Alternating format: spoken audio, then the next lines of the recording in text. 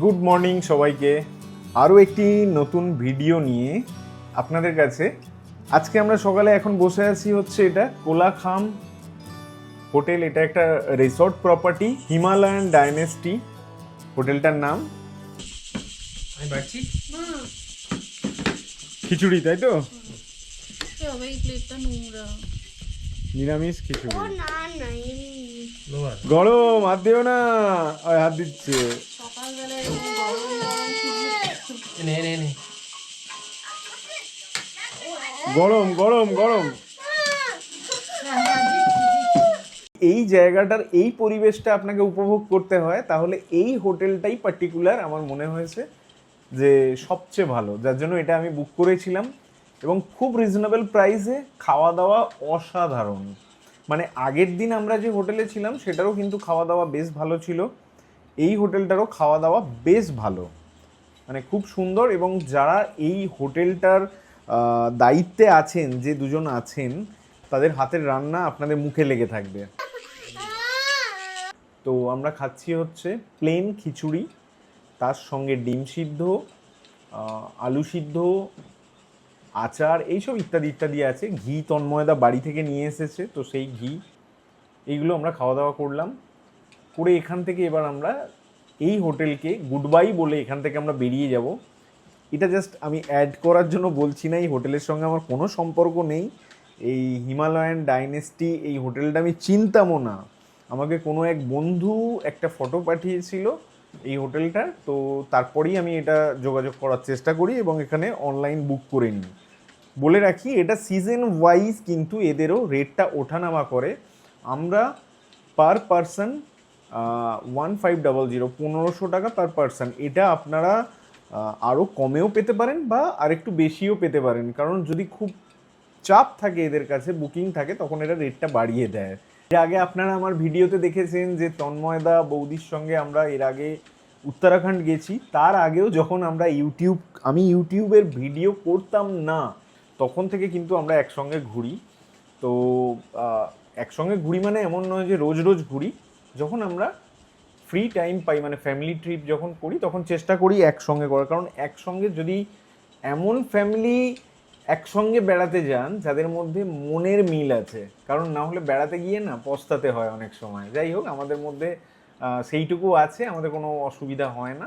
আজকে আমাদের যেটা ডেস্টিনেশন সেটা হচ্ছে, আমরা এখান থেকে চলে যাব, একটু শিলিগুড়ির কাছাকাছি পৌঁছে যাব। এটা হচ্ছে সামথার বলে একটি জায়গা আছে, লামাদারা বলে একটি রিসর্ট আছে, যেটি ভীষণ ফেমাস। অনেকে হয়তো জায়গাটা দেখেছেন। পাপা, গুড বাই বলে দাও কাঞ্চনজঙ্ঘাকে, কারণ আমরা এখন যে রিসর্টটায় যাব সেখান থেকে জানি না দেখা যায় কি না, এখান থেকে খুব ভালো দেখা যাচ্ছিল। তো আমরা আবার সেই রাস্তা দিয়ে, মানে সেই নেওড়া ভ্যালি ফরেস্টের সেই রাস্তা দিয়ে আবার আমরা ফিরে যাব। আমরা সোজা এই রাস্তা ধরে আবার বাগড়াকোট সেই লুপ ব্রিজের কাছাকাছি যাব, কাছাকাছি মানে অনেকটাই আগে।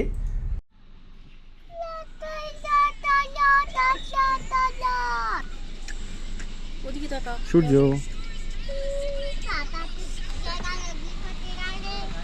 একটা জায়গা দেখতে পেলাম, যে জায়গাটা কিছুটা হচ্ছে আমাদের সেই ইয়ের মতো। কোন জায়গাটা বলবো আপনাকে, মানে দার্জিলিং থেকে যে আমরা যাই ল্যাপচা জগৎ, ওই ধরনের, মানে ঝাউ গাছ, প্রচুর ঝাউ গাছ, মাঝখান দিয়ে রাস্তাটা গেছে। এই জায়গাটা দেখে এতটাই ভালো লাগলো যে এখানে আপনার দাঁড়িয়ে একটা দুটো ফটো তুলে নেবার খুব ইচ্ছা হলো, যার জন্য গাড়িটা দাঁড় করিয়ে দিলাম। একটা জিনিস বলে রাখি, যারা এই ধরনের নর্থ বেঙ্গল অফবিট ডেস্টিনেশনে আসেন না, যে আমাদের গাড়ি কি চড়তে পারবে, ওখানে তো বোলেরো চলে, ওখানে তো থার চলে, তাদেরকে বলছি না, এক্সট্রিম অফরোডিং ছাড়া 4x4 এর কোনো কাজ নেই। আর এই নর্থ বেঙ্গলের এই অফবিট ডেস্টিনেশনগুলোয় কোনো জায়গায় কোনো আপনার 4x4 কাজে লাগবে না। যারা 4x4 গাড়ি চড়েন তাদেরকে জিজ্ঞাসা করে দেখুন যে তারা কতবার 4x4 এনগেজ করেছে, প্রয়োজন কতবার হয়েছে।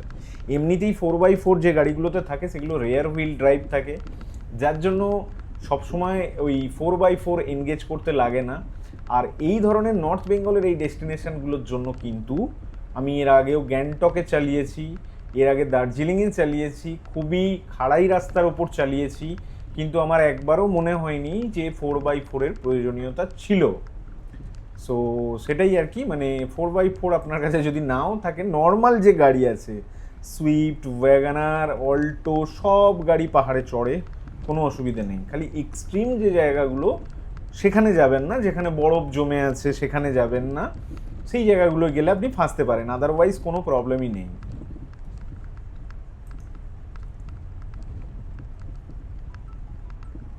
তবে আমার ইচ্ছা ছিল এই ন্যাওড়া ভ্যালি ফরেস্টের ভেতরে যদি আরও কোনো রিসর্ট থাকে বা সেখানে যদি থাকা যায়, আর একদিন থাকার ইচ্ছা ছিল।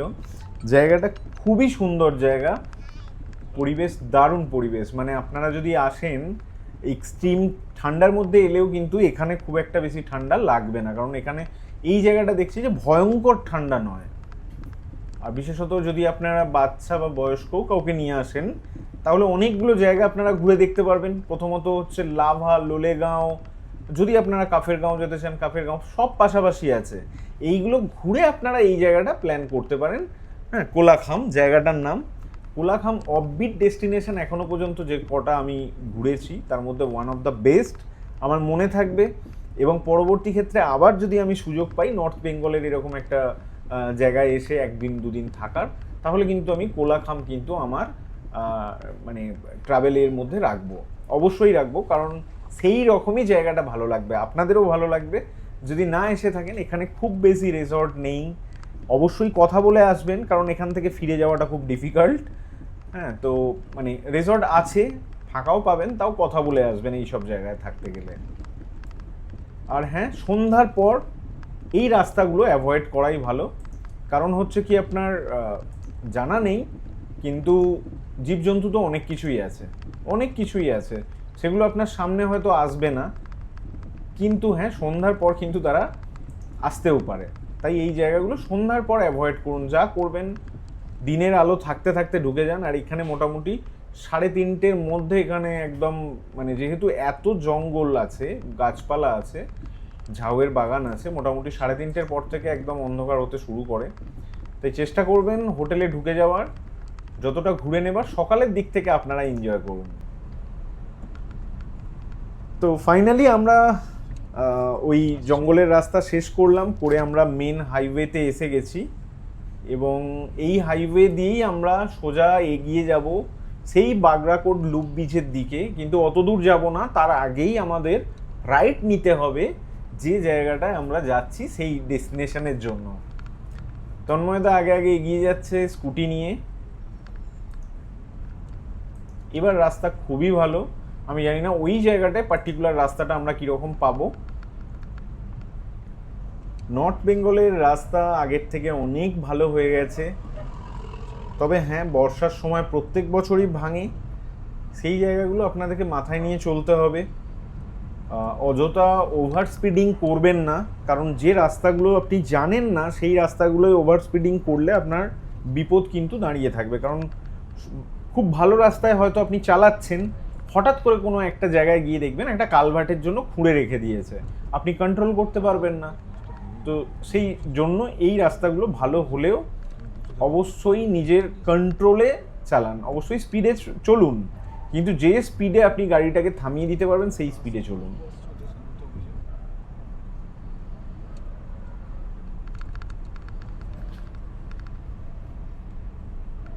আমরা কাছাকাছি এসে গেছি, এগিয়ে চলেছি, অনেকটা রাস্তা আমরা এসে গেছি, আর কিছুটা গেলে হয়তো আমরা ওখানে পৌঁছে যাবো।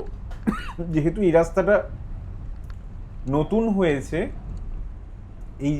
এই রাস্তাটা আগে ছিল, মানে নতুন করে আবার তৈরি করেছে, মানে কি বলুন তো, মানে যেটা দিয়ে আমরা গ্যাংটক যাই সেই রাস্তাটার উপর প্রচুর চাপ পড়ে এবং রাস্তাটা প্রত্যেক বছরই ধসে যায়। তো এইটা একটা বিকল্প রাস্তা, এটা দিয়ে কিন্তু গ্যাংটক যাওয়ার রাস্তা।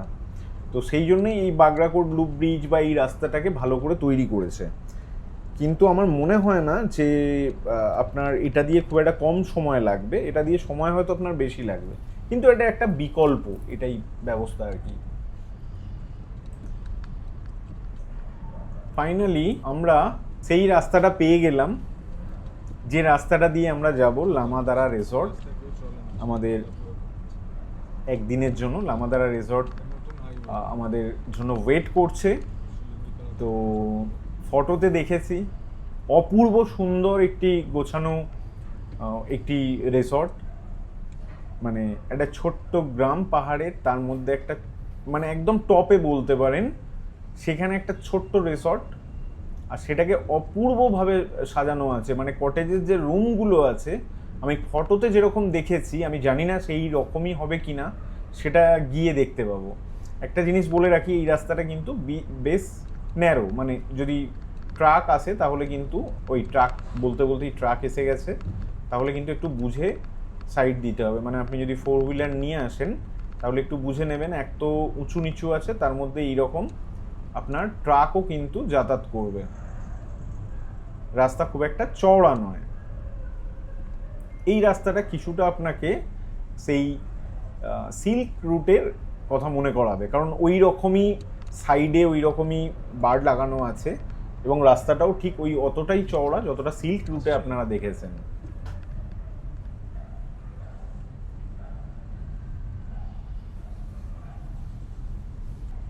বলতে বলতেই আরও একটি ট্রাক, এবং এখানে রাস্তাটা মানে কি বলবো, মানে যথেষ্ট ন্যারো আর কি। মানে দুটো ট্রাক যেতে গেলে তাদেরকে খুব বুঝে একটা সাইডে কোথাও সাইড দিতে হবে। যদিও আমি জায়গা পেয়ে গেছি, ডান দিকে আমি চেপে দেবো, বাঁ দিক দিয়ে বের করাবো।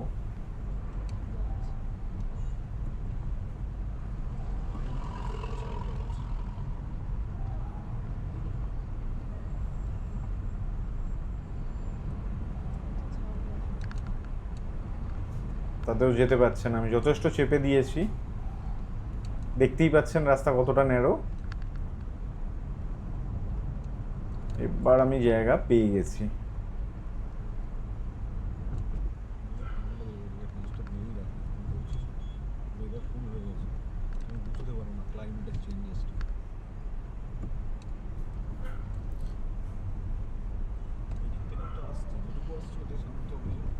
যদিও এই রাস্তাগুলোতে খুব একটা হর্ন ইউজ করা হয় না, তবু আমি বলবো যে যদি মানে আপনার মনে হয় কনফিডেন্সের অভাব ফিল করছেন, তাহলে দু একবার হর্ন বাজিয়েও নিন, তাতে অসুবিধা নেই। খালি কাউকে মানে কারোর সঙ্গে যেন মুখোমুখি না হয়ে যায়, কারণ পাহাড়ি ড্রাইভারেরা ওরা খুব একটা হর্ন ইউজ করে না। আর আমাদের এখান থেকে গিয়েই লোকজন এটা নোংরামো করে, প্রচুর হর্ন বাজায়, সেটা খুবই বিরক্তিকর লাগে। আমি জাস্ট একটা গ্রুপের সঙ্গে যুক্ত আছি, সেই গ্রুপে স্টিকার লাগানো একটা গাড়িও আমি দেখলাম, কালকে না পরশুদিন দেখলাম, রাস্তার মধ্যে অভদ্রের মতো হর্ন বাজিয়ে চলেছে, যেটা একদমই ঠিকঠাক নয়, যেটা সারা পৃথিবী যেটাকে সাপোর্ট করে না। আপনি পৃথিবীর যে কোনো প্রান্তে চলে যান, এই হংকিং মানে এইরকমভাবে কোথাও এরকম অত্যাচার নেই যেটা আমাদের এখানে আছে। তো সেই জিনিসটা একটুখানি মাথায় রেখে চললে আমার মনে হয় পুরো পরিবেশটাই পাল্টে যাবে।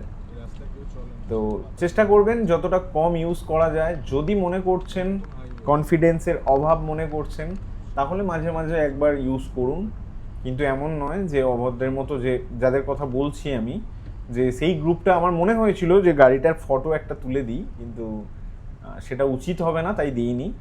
কিন্তু এই রকম কাজ করবেন না।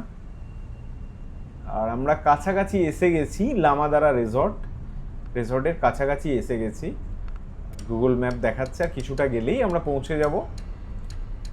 এই রাস্তাটা কিন্তু খুব সুন্দর, আমার দারুণ লেগেছে, অপূর্ব রাস্তা, একটু ন্যারো, তাতে অসুবিধে নেই, সমস্ত রকম গাড়ি এখানে ঢুকবে, আর একটু মাঝে মাঝে খাড়াই আছে, উঁচু নিচু আছে, আবার সমানও আছে, কিন্তু প্রচুর গাছপালা আছে এখানে, প্রচুর গাছপালা, প্রচুর সবুজ, দেখতেই পাচ্ছেন দুদিকে, মানে সবুজই সবুজ আছে এখানটা। কাজ এরকম পাহাড়ি গ্রামে একটা বাড়ি থাকতো, তাহলে আর রোজ রোজ এখানে ওখানে ঘুরতে যেতে হতো না, মাঝে মাঝে ওখানে গিয়ে একটা উইকেন্ড কাটানো যেত, কুঁড়ে ঘর হলেও চলতো।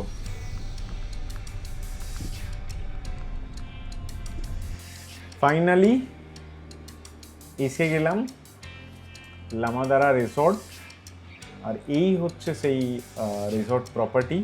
তন্ময়দা ভিডিও করছে, কারণ এই জায়গাটা আমার ভিডিওটা অন করা ছিল না, দেখানো হলো না।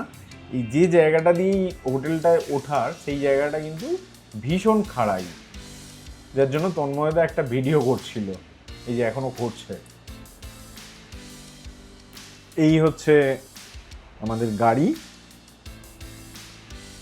রেন্টেড সেলফ ড্রাইভ কার ক্রেটা, 1.6 লিটার ইঞ্জিন, খুব ভালো আমাদেরকে সার্ভিস দিল।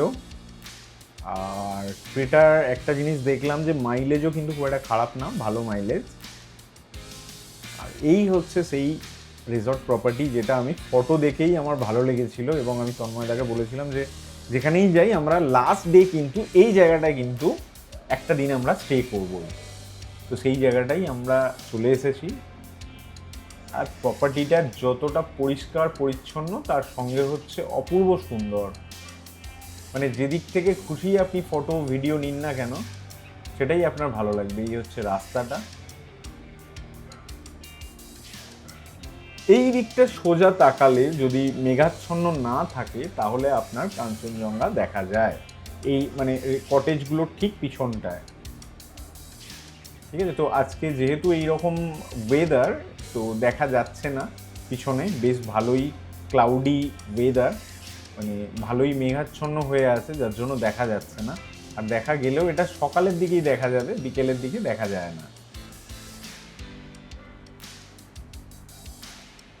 বাচ্চাদের কিন্তু এই প্রপার্টিটা খুব ভালো লাগবে, কারণ এত বড় একটা জায়গা পাবে না। যদিও এটা অরিজিনাল ঘাস নয়, এটা ওই কার্পেটিং করা আছে, কিন্তু তা হলেও অপূর্ব সুন্দর, এবং রুমগুলোও কিন্তু খুব ভালো। আপনি এখানে কোনো ছোটোখাটো অনুষ্ঠানও এখানে কিন্তু মানে অ্যারেঞ্জ করতে পারেন, যদি আপনি বন্ধুবান্ধব নিয়ে একই জায়গায় আসতে পারেন, এদের সঙ্গে আমি কথা বলছিলাম, সেটাও কিন্তু আপনারা এখানে করতে পারেন। মানে অনেকে করে না ডেস্টিনেশন ওয়েডিং, ডেস্টিনেশন এই ডেস্টিনেশন সেই, সেগুলো কিন্তু করা যেতে পারে। তো খুব ভালো লাগলো প্রপার্টিটা। দেখা যাক এখানে খাওয়া দাওয়াটা কীরকম পাওয়া যায়, আশা করছি এখানে খাওয়া দাওয়াও ভালো হবে।